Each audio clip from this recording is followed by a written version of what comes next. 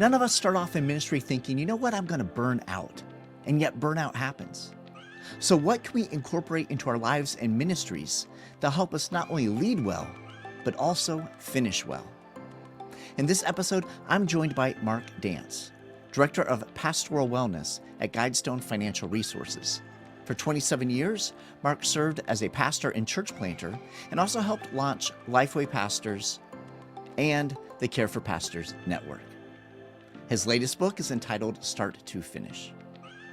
Together, Mark and I look at some important practices we can incorporate into our lives to help ensure that we do not veer off course in our ministries. Mark also shares some fresh insights about how neighboring well helps us flourish in both life and ministry. Are you ready? Let's go.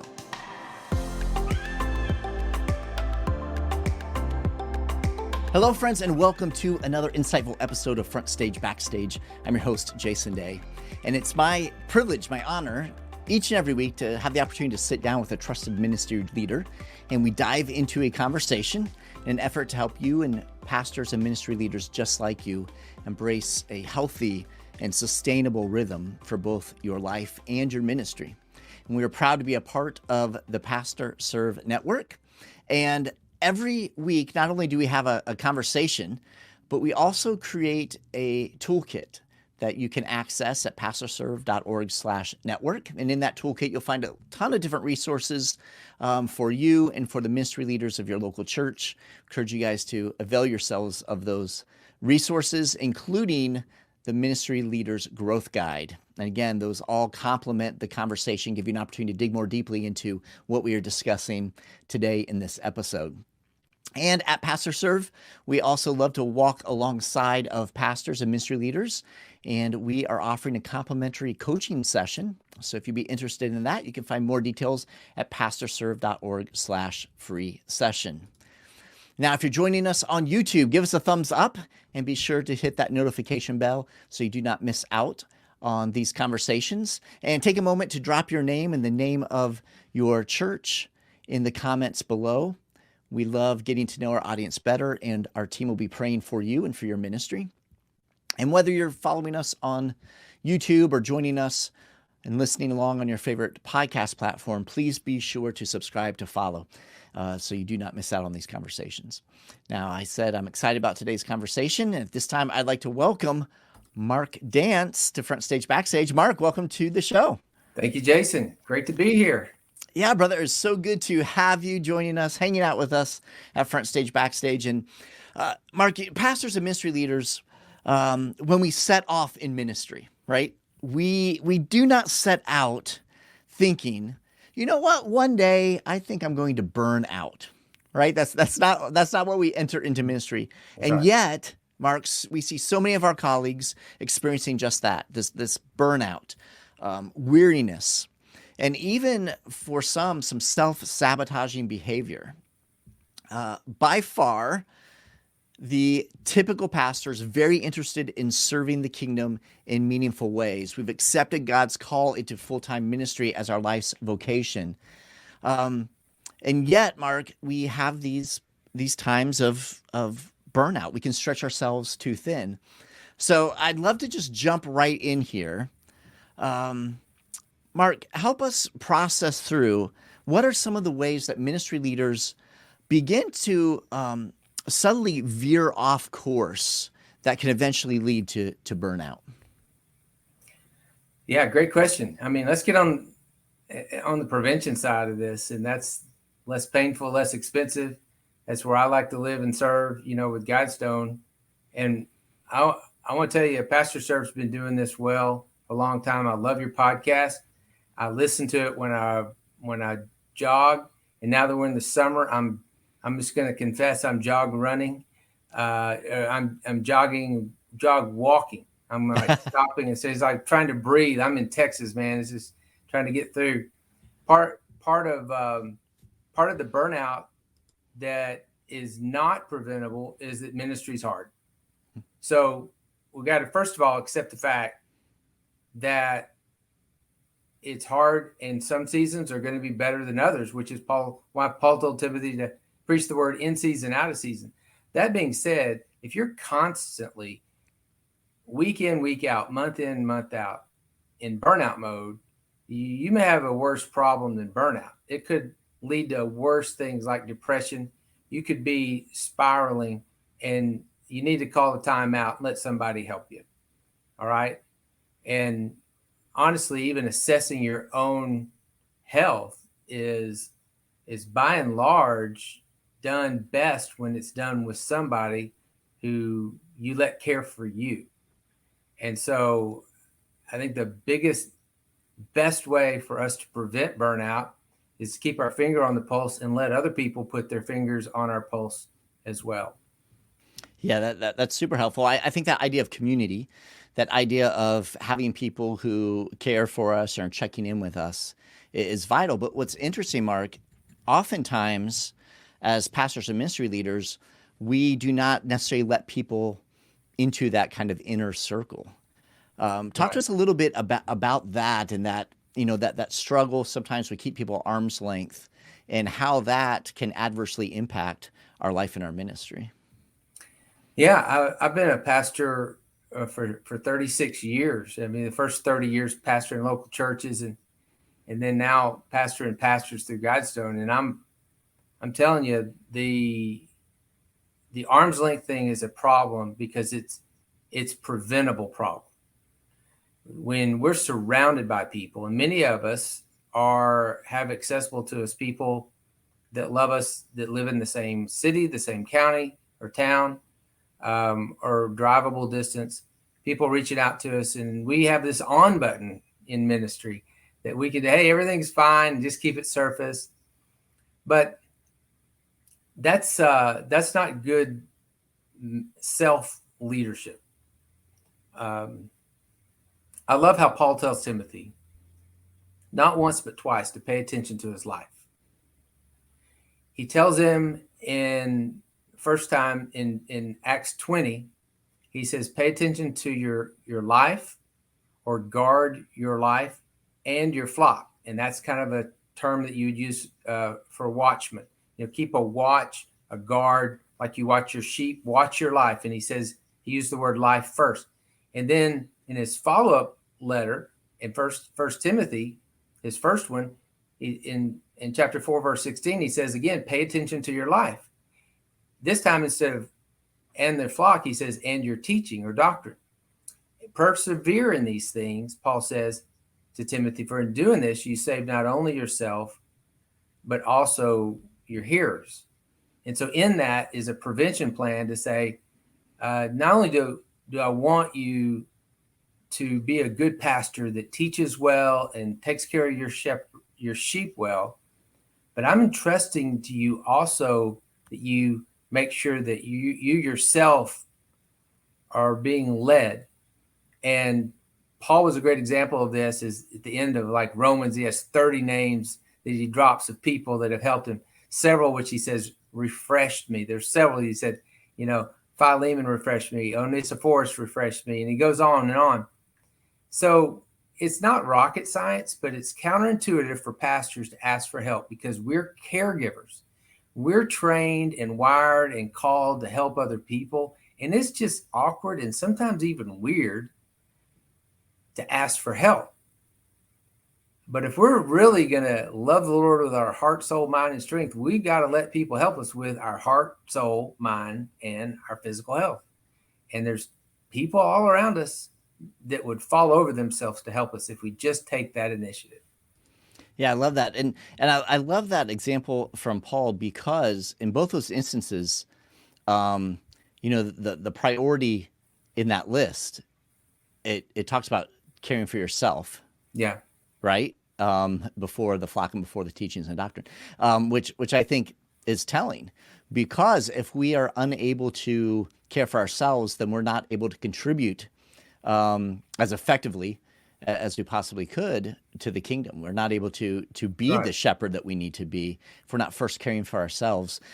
Mark, why is it you think that we often get that inverted in ministry? I mean, I know you mentioned because we tend to be caregivers, but Yeah. are there other things that in our life and our ministry that might push us or tempt us, maybe I should say, to not really pay attention to our own well-being. Yeah, I've been that guy. I'll be exhibit A on somebody who has exceeded the biblical boundaries God gave us. Like the fourth commandment tells us to stop. That's all Sabbath means, is stop. You're not asking, it's still a commandment. Right. Yet pastors play hooky on that more than anything. And I was one of those about 13, 14 years ago. I was pastoring a church in Arkansas in the middle of a relocation from 5 acres to 50 acres. And we repurposed the first campus into ministry center. And you had all this going on, still preaching, still caring, weddings, funerals, all that stuff. So I just actually depleted my own reserves. God was still with me. I didn't have any moral meltdowns, but I ran out of gas, what we often call burnout. And I honestly was the most responsible person for that. I couldn't blame the devil, couldn't blame the church, couldn't blame my kids, my wife. It's like, twice in our job description in 1 Timothy 3, it tells us to manage, uses the word manage, which is the same word translated as lead in Romans 12 as a spiritual gift, is lead myself first. And so if I'm exceeding the limits God gave me and not taking care of myself physically, not getting enough sleep, not controlling what goes into my mind, right? What I read, what I watch, what I listen to. It starts with me, but it doesn't stop with me, because I can't grow without other people's help any more than my church members can. We talk a lot about disciples making disciples, but who's discipling us? Who's pouring into us, investing in us? And that we have to initiate that and take responsibility for those areas, and instead of blaming other people. And so isolation, loneliness, burnout, all those are real challenges, but God's given us a recipe for a strong finish. This is no secret, no shortcuts. It's just basically self-care is strategic. It's not selfish. You have to give yourself permission to do it. And then when you do it, you have to be resolved enough to know that, as Paul told Timothy, persevere, for in doing this, you save not only yourself, but also your hearers, that there's a collateral blessing for other people if you take care of yourself. And of course, you can't save anybody from your sins, but you can save people from your stupidity. And that's what he's saying to Timothy. He's like, take care of yourself, man. It's like the flight attendant tells you on the plane, man, put the oxygen mask on first, because you're not doing this any good passed out on this plane, right? And that's what I'm telling pastors, is put the oxygen mask on, not just for yourself, but also so that you can help the rest of the people. Yeah, that's great. I love that. And Mark, this book that you've written, start to finish, you've written it from a pastor's heart to other pastors, other ministry leaders, really focused on, and you mentioned this earlier, this idea of finishing well. Talk to us a little bit. What was the impetus for you to put pen to paper and to dive into this, and why this idea of finishing well? That the idea came from a challenge at Lifeway. When my first step into the pastoral ministry world was launching Lifeway Pastors almost 9 years ago. And I was talking to the publisher, B&H, Selma Wilson, the VP at that time, about what to write. And I've actually written a draft about Sabbath. And she said, don't let that be your first book. And I just finished it. I spent a sabbatical on it. And it's like, even their editor had worked it. And I was like, what do you mean? She said, start with your core message. What is your core message? Let that be your first solo book. So I started working on it. And to be honest with you, Jason, it was in a prayer time where God, I call it a face mask moment, where the coach grabs your face mask, which is illegal now, but they used to do that. Get your undivided attention. And I saw the Great Commandment through a lens that I hadn't seen before. I taught about it. We all have. We all know it. Even the scribe that asked Jesus what the greatest commandments were, he or greatest command was. And he already knew the answer. He quoted it twice a day his whole life. So had his parents and grandparents. But it's like I'd never seen it. Because all of a sudden, I went from aspiring to be a Great Commission pastor for 20 years. That's all I wanted, to be a Great Commission pastor. And by general standards, I was successful in growing churches. But from that day on, I wanted to be a Great Commandment pastor. Because every Great Commandment pastor is going to be a Great Commission pastor. But not every Great Commission pastor that I've met is a Great Commandment pastor. Because Great Commandment pastors have their relationships in order. And Jesus said the commandments, the 10 commandments, the whole Bible hangs on this. Love God, so he's the first priority, and love your neighbor, means nearest ones. So that starts next pillow, if you're married. So Janet, in my case, and then, your kids. In fact, he pulled love your neighbor from Leviticus 19, and you read Leviticus 19, one of the first applications is about how to love your parents. And so the second half of the book is about the concentric circle relationships, starting with, write this on your heart. Starts with you, and then in your home, right, in the doorways, and then out in the gates. And so kind of a concentric circle model of the second command. The first half of the book just lays out the first greatest commandment, the most important thing, pastor, you will do today, this week, this month, or your whole life, according to Jesus and Moses. And we don't need a third. This is done, right? That's the most important and greatest, protos and megos. And so I have a chapter about loving the Lord with all your heart. What's that mean? Doing it kind of spiritual EKG, with all your mind. Talk about mental health. And with all your strength, talk about physical health. And I'm not preaching and writing about perfectionism, just basically how self-care for a pastor can practically be applied so that you not only start your ministry well, but that you accelerate through the finish line, not just to retirement, but through retirement, maybe even after retirement, your best season, because you continue to prioritize the people and the relationships that God told you to.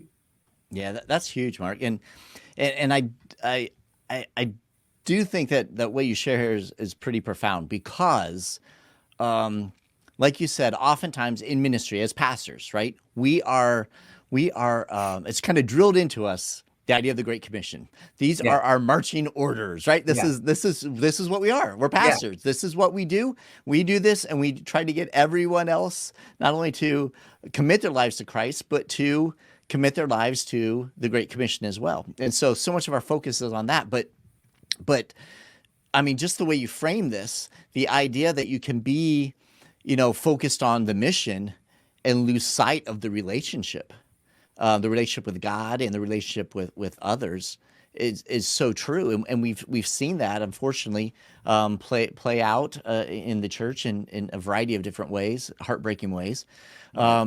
That we get caught up measuring the wrong thing. It's about metrics, right? We get caught up in measuring those numbers, and we're not caught up in the metric of our own heart, our own mind, our own relationships. Yeah. I think that is so important for us to capture, because that's where it starts. And what's interesting, Mark, is that all of us in ministry, we all cognitively know that being centered in Christ, loving God with the totality of who we are, is foundational.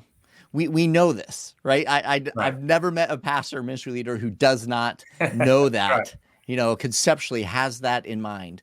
And yet, we get involved doing good things, maybe with good intentions, but somehow we begin to neglect maybe that the Great Commandment. Maybe not intentionally. You mentioned being drilled. Right?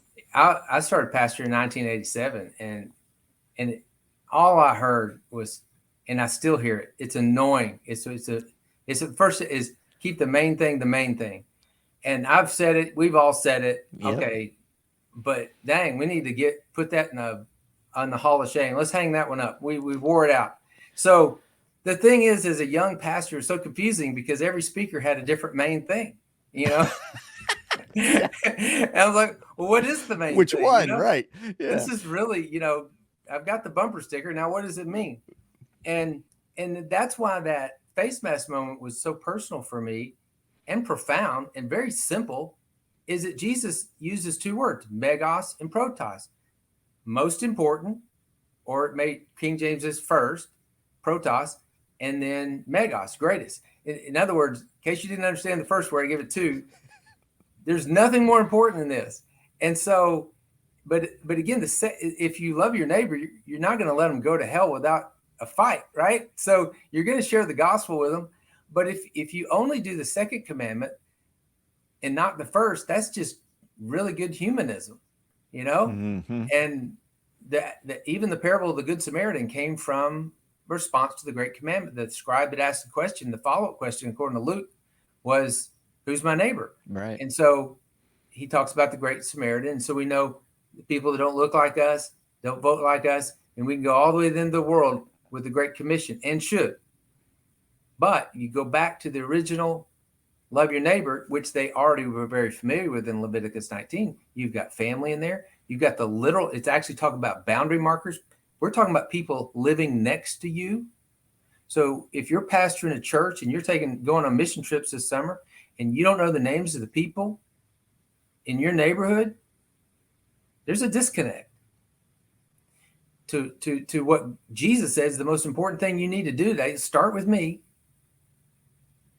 and start with your family. Don't end there, but love your literal neighbors. Find out who they are, and you'll be a great commission. But the main thing, according to Jesus, is the great commandments.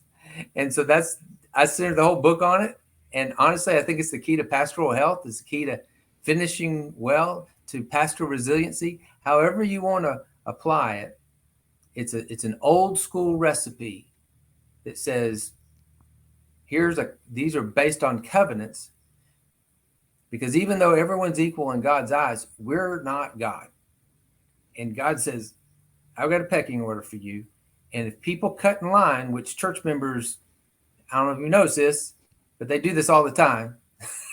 They cut in line. They're not trying to blow up your ministry and your marriage or your walk with God. But if you feel like compelled to interrupt your time with the Lord, or your time with your wife and your kids, to immediately answer every text or DM, then you need to demote some people. And by demoting them, you disciple them. The very first marriage advice is in Genesis chapter 2. And that is, leave your parents. That's the first demotion in marriage, is say goodbye, break up with your parents, right? And in doing so, cleave with, it means to pursue hard, pursue your wife. So then you have kids, you've got to demote them. You have church members, you have to demote them. And each time you do that, again, you disciple them, and you not only protect your own health and the health of your relationships, but you're teaching them how to actually do the same thing. Because, I don't care if you're in ministry or not. Everybody's working on the whole work-life balance thing. But the Bible's kind of already worked it out for us. Yeah, that's good. So let's talk a little bit about the idea of rhythm. When we're looking at the great commandment. Yeah. How does this concept of rhythm work into our lives? Because obviously that's a healthy thing, and if we don't have a healthy rhythm, that is whenever we get kind of off course. So Yeah. Talk to us a little bit, Mark, about some practical ways that we can incorporate those types of things into our lives. Yeah. Well, first of all, with a name like dance, you'd expect somebody to have rhythm. I've never met a dance that actually can dance. And so that's somebody back there in the family tree could dance, apparently. But the rhythm, what it looks like, is I keep it simple. When I had that face mask moment, Jason, I looked at my calendar and it didn't reflect my priorities. I already knew conceptually, and we all do, everything you've heard, you've not only heard before, you've preached it, right? So I looked at my calendar and I saw a guy named Brian, first thing in the morning, not Jesus, but Brian. I'd meet him on Tuesdays and Thursdays at the gym. And then I'd have a breakfast meeting with somebody else over here. I'm like, I think first means first, right? So I just rescheduled, and I know this is this you have to be creative, especially those of you that are juggling more than one job. But it's kind of like Sabbath. Don't try to fight it. Find a way to do it creatively instead of making an excuse. Same with dating. You don't wait for that season when you can afford it, when you're not busy and all that stuff, or your marriage will be as empty as your nest. But the rhythm has to be based on reality. And so, for example, my first conversations with Jesus, not Janet, mostly because Janet didn't want to talk to anybody in the morning, but also I promised Jesus I love him more. And I don't read the Bible in a year. It's fine for those of you who do. Some of you read it 3 or 4 times a year. I can read one chapter at a time, really slow. I'm doing something. So I've been on a chapter a day plan because I've read it through in a year before, and I'm just scanning. And I'll journal, but I don't journal every single day. And sometimes I pray with my eyes open. Sometimes I do it when I'm walking or jogging. But the fact is I do it. That's the rhythm.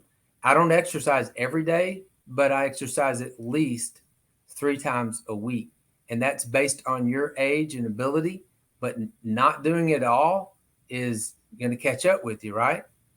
So the rhythm, you make rhythms based on a long-term plan. Even when we eat, I'm 58. So my wife and I, we're on the road a lot. We split entrees. Entrees are ginormous these days. We don't need 2 entrees. We don't need to bring in food home. We might get an extra vegetable, and we don't need dessert every time we go out because it's not our birthday every day. So those are the rhythms that go, I want to practice the health I'm preaching, but I have an eye on the finish line. And that affects our spending habits because, financial literacy is an issue we're trying to help with at GuideStone, where I work now. Financial advocacy, things that we're not learned at seminary. But again, they're part of the management of the life. So where that comes to rhythm is that early in my ministry, before I accepted that call at that church, not even a year, months before, I made a decision in 1986 to not charge something that I couldn't afford to pay off that month. Because I came out of college, I bought a VCR on a credit card because I couldn't afford it, and it was the latest technology. I had to have it. So I got a credit card. I charged it only $10 a month, paid for it like 3 times that way. Interest rates were incredible. And then somebody at GuideStone, and I didn't work for them. I've only worked for them a year and a half. But somebody at GuideStone said, hey, why don't you save a little instead of overspending? Put some aside. You're not going to believe how it's going to help you later. Someday you're going to want kids and you won't want to, borrow money from them. So if you want some financial independence later, do this instead of that. And Jason, that VCR is the last time I've spent a penny of money on credit card interest, because I decided that's the new norm for me and my home. And what I do in my home does affect my ministry. And so I live within my means at home. I live within my means in church. And I try to, eat in a way that glorifies God, watching things, the mental health part, not again, perfectionism, but building into your life things that will help you to keep growing instead of being things that'll be traps for you later on. Yeah, that's good. And I love the holistic approach to that because, again, it goes back to the Great Commandment. We're loving God with every ounce of who we are, right? I mean, all facets of who we are. So it's that holistic piece, and that speaks to an awareness, right? Yeah. Like we've got to be intentional. We've got to be self-aware. If we're not self-aware, then we are going to order the extra desserts, or we are going to spend money, at times when we shouldn't be spending money. We are going to be doing all of these different little things because we're not taking the time to assess ourselves. We're not taking the time to slow down and to process and to really reflect. And that happens in ministry, even right? Jesus, Luke 2:52. It just said about Jesus. Jesus grew in wisdom and stature and favor with God and man. I mean, you're spot on, Jason. The Bible doesn't overly compartmentalize our lives. It's a very comprehensive covenant that involves every part of me. And so every decision I make is a spiritual decision. It's not just I have this spiritual part and I have this mental part and I have this physical part. They overlap. It's all stewardship of what God's given me. That's awesome, Mark. That's awesome. This has been a fantastic conversation. I love your heart for pastors, for ministry leaders, your heart for their well-being, your heart to see them finish strong, to finish well.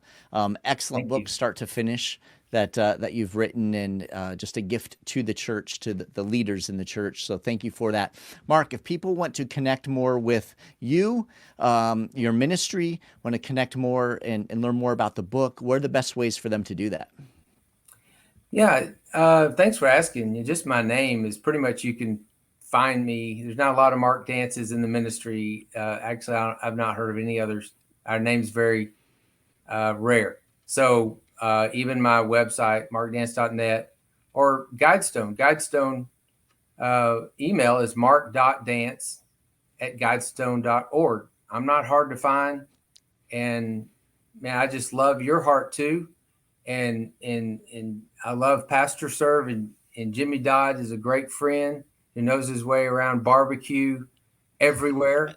But you guys have been cheering on pastors, to have other pastor advocates that are lifting up pastors and not just throwing platitudes, but in practical ways. You've been doing that. I listen to every single podcast that you put out.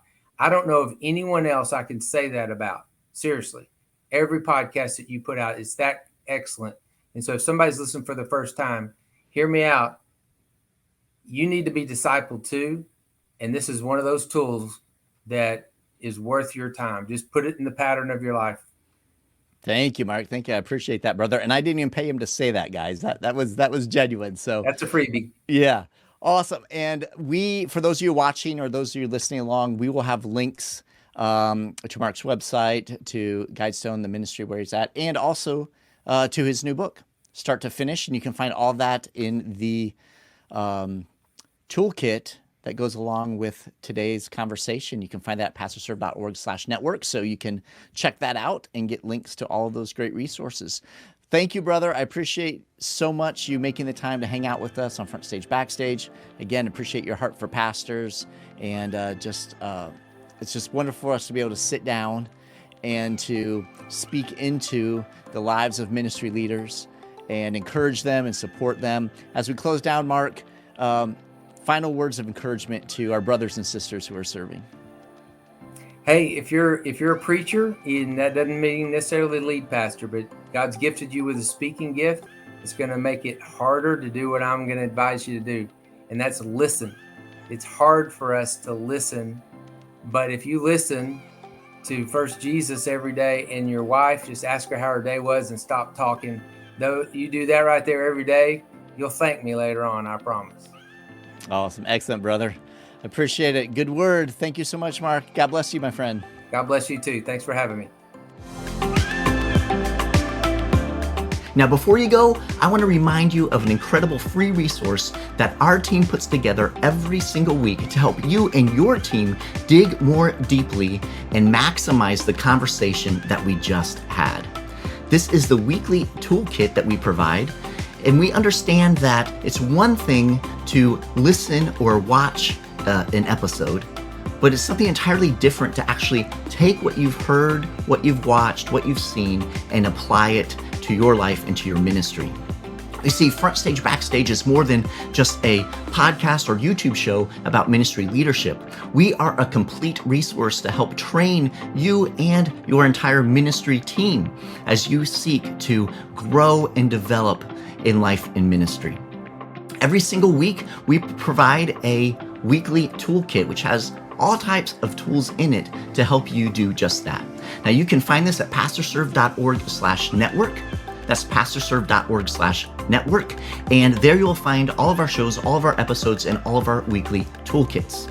Now, inside the toolkit are several tools, including video links and audio links for you to share with your team.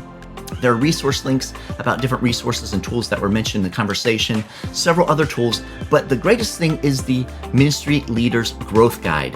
Our team pulls key insights and concepts from every conversation with our amazing guests.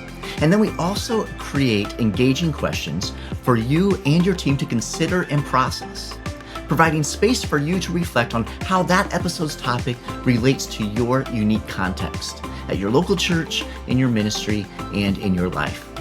Now, you can use these questions in your regular staff meetings to guide your conversation as you invest in the growth of your ministry leaders. You can find the weekly toolkit at pastorserve.org/network. We encourage you to check out that free resource. Until next time, I'm Jason Daye, encouraging you to love well, live well, and lead well. God bless.